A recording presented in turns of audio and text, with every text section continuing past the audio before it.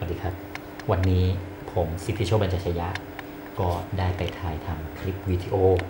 ที่น้ำตกเขาชะเมาชั้นที่1นะครับชื่อชั้นอะไรยังจำไม่ค่อยได้เหมือนกันนี่เดี๋ยวผลงานเนี่ยนะเดี๋ยวผมจะทำไว้ลง YouTube อันนี้ถ่ายทำคือทดสอบกล้องราคาไม่แพง 3,000 บาทนะครับแล้วก็นี่ก็คือใช้กล้อง Canon นี่แหละรุ่นอะไรเนี่ยจำไม่ได้แต่ว่าให้ดูนิดนึงอันนี้เป็นจุดหนึ่งแล้วก็คือปัจจุบันเนี่ยก็ต้องถ่ายทำไว้เป็นหลักฐานนิดนึงว่ามาจริงของผมจริงๆเพราะว่ามันจะมีบุคคลถ่ายไปเรื่อยๆนะครับอันนี้ให้หลานครูนะศิรพัฒน์บรรจชยะช่วยถ่ายทำอยู่เพราะว่าในปัจจุบันเนี่ยมันก็จะมีแบบผู้ไม่ประสงค์ดีมาแอบอ้างว่าเฮ้ยเนี่ยของผมคุณขโมยลิขสิทธิ์ผมไปนะครับผมก็เลยต้องเขาเรียกว่ารอบคอบนิดนึงพอเวลาไปถ่ายทำแต่ละสถานที่เนี่ยผมก็ต้องถ่ายตัวผมด้วยเดี๋ยวจะเปิดให้ดูก็ตอนแรกก็ว่าจะไม่ถ่ายแล้วนี่นะเดี๋ยวจะเปิดให้ดูนะอย่างเงี้ยที่ไอ้ถ่ายเมื่อกี้เนี่ยนะเนี่ยผมก็ต้องไปนั่งเนี่ยเปิดเป็นภาพขึ้นมาให้ดูเห็นไหมครับ ได้รู้มาจริงๆนะก็ตั้งเขาเรียกว่าตั้งโปรแกรมอัตโนมัติ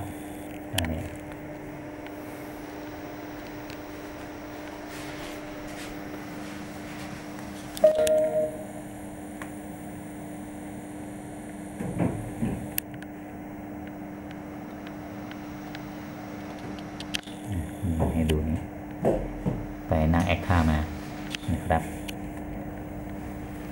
ว่ามีตัวตนแล้วก็ไปทำมาจริงๆนะ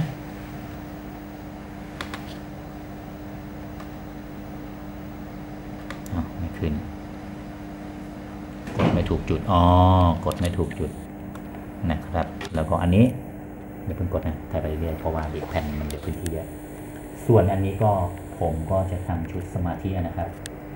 เอาตัวเองเป็น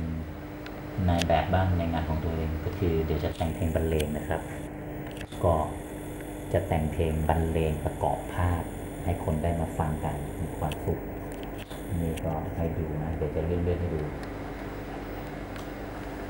อยากได้รู้ว่านี่ซูมมาดิซูมเจ๋งไหมครับ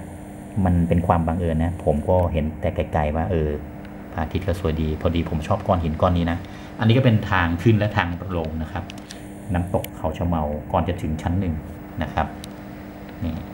เดี๋ยวผมให้ดูภาพต่อไปอย่างภาพนี้ด้านหลังเอาดูด้านหน้าหลับตา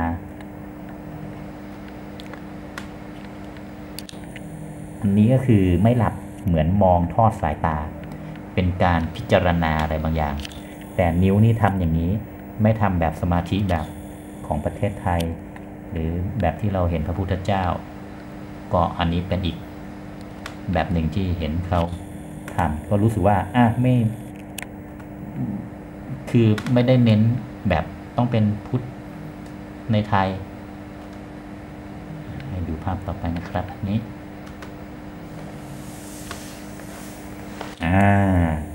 แต่อันนี้เงยหน้ามากไปหน่อย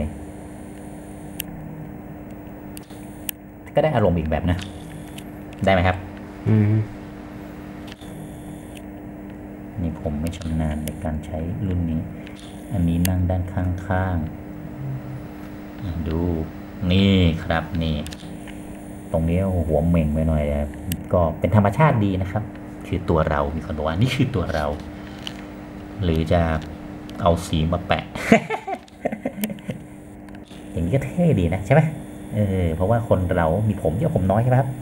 มีหัวเหม่งหัวไม่เหม่งใช่ไหมครับท่าเนี่ยเท่นะได้เลยอันเนี้ยนี่แล้วก็ให้ดูรวมๆของงานเมื่อกี้ก็ไลค์เก็บไว้ต้องคลิกในนี้ใช่ไหมนี่นะเดี๋ยวผมจะเลื่อนดูจากข้างบนนะผมไลค์ออกไปแล้ว1 แผ่นเนี่ยครับผลงานผม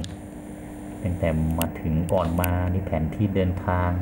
แล้วก็นี่เมื่อมาถึงนี่ดูนิดนึงจะมียืนถ่ายรูปกับป้ายแล้วก็มีถ่ายที่คนอื่นเขามาเที่ยวน้ำตก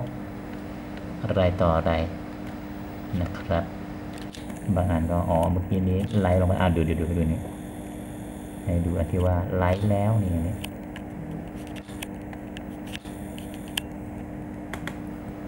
่นะครับ ก็มายืนแอคท่า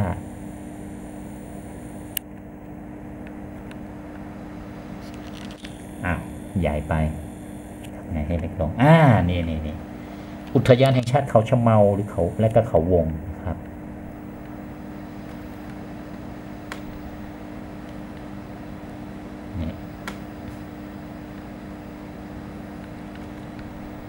นี่ไงเรา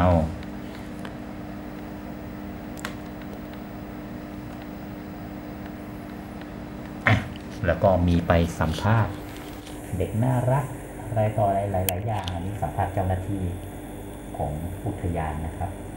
ส่วนมีอันหนึ่งนี้อันนี้ภูมิใจนำเสนอให้พอแล้วดีกว่าจะดูต้มยำกุ้งต่อแล้ว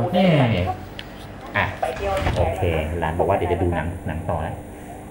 น่ารักนะครับสรุปครับจบก็คือว่าหลังจากจะทดสอบกล้องนะดูว่าเป็นไงนะปรับความชดเชยแสงตอนกลางคืน